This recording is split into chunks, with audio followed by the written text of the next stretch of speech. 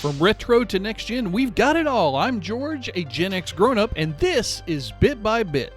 Here's a bit in the you probably didn't see this coming category. Acclaim is back. The company is being resurrected. Now, that in and of itself wouldn't have been enough to interest me in the story for Bit by Bit. Video game companies, they come and go all the time, but what's really interesting here are the people bringing it back. So we got Russell Binder, Stryker Entertainment, Mark Kaplan at Ridge Partners, but here's the one that caught my eye. Jeff Jarrett at Global Force Entertainment. Now, some of you out there may know I'm a huge pro wrestling fan. Yes, this is that Jeff Jarrett from pro wrestling, NWA, WCW, WWE, Hall of Fame, TNA, everything. He is apparently going to be a part of this. He's talking here in his quote about being a part of video games and pro wrestling for 3 decades. Talks about his work with 16-bit WWF titles to reshaping the TNA wrestling series when he was a part of that company. Just crazy. I never would have seen that coming. It looks like Alex Joseph is going to be the new CEO for Acclaim. They're going to be bringing back mostly independent titles is what they're going to try and publish. Probably also some old classics. But yeah, Acclaim is coming back, and it's a pro wrestler leading the charge. Our friends over at TimeExtension.com have given us another bit, and they want you to know that Evercade has released their very first firmware update of 2025, and it is already live as of, I believe, March 6th, because I'm recording this on the 7th.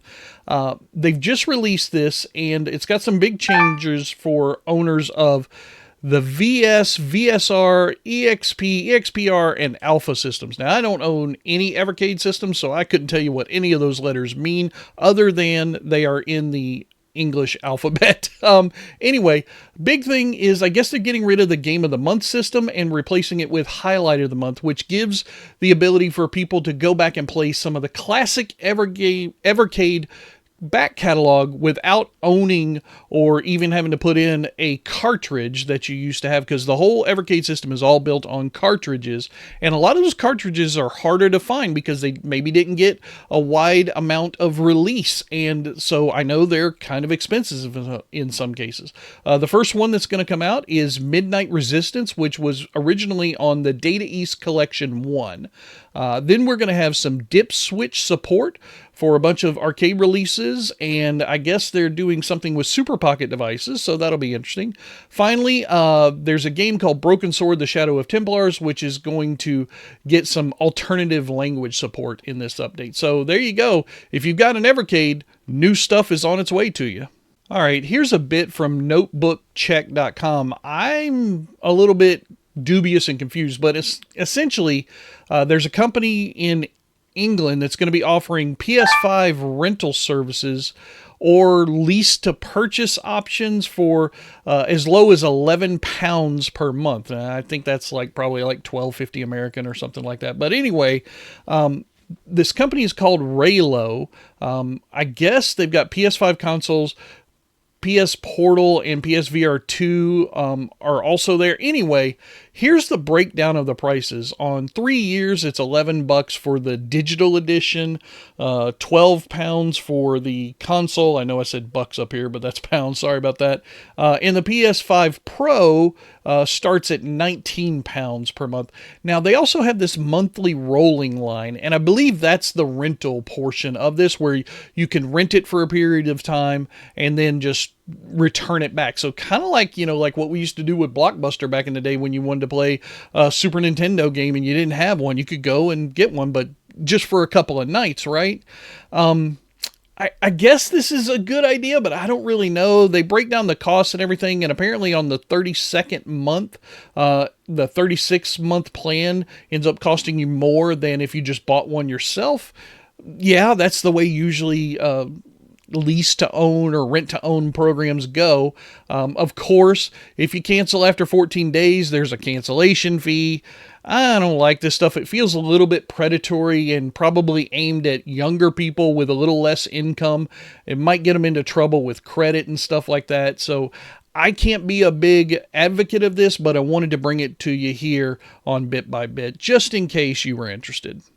Here's a cool little bit from the Tech Radar Gaming channel over on MSN.com. It looks like PowerA has partnered with Nintendo and Xbox, and they're going to be coming out with some special edition Pac-Man accessories. Now, that sounds like something that we here at GenXGrownUp would love to see, and I know John has already tried to reach out to some contacts over at PowerA. So guys, if you're listening, hit my boy John back up as soon as you can, because we really would love to highlight some of these accessories. The images here of this Pac-Man Xbox-like controller, that's really cool. There's some more images here. Oh, that looks really sweet for the Nintendo controller. I kind of like that one a little bit better, maybe, just in the close-up image. We've got some little sticker. I don't know what the hell that's going to be. But anyway, it looks like we're going to get these things sometime later this year. I don't know anything more about it other than I think I saw... Did they say they were going to release some information like around April maybe? I don't know. It's in this article. It's a very quick read, like 2 minutes. So head over to MSN.com, check out the Tech Radar Gaming channel, or the link below in our description if you want to learn more. Here's a bit for all you Game Boy fans out there. TechRaptor.com wants you to know that 2 new games have been released on the Nintendo Switch Online platform. Now, I know that's very controversial, especially here on Bit by Bit, because I've said that those games are free, and other people yelled at me, blah, blah, blah. They're not free. You have to pay for the service, and blah, blah, blah. Look.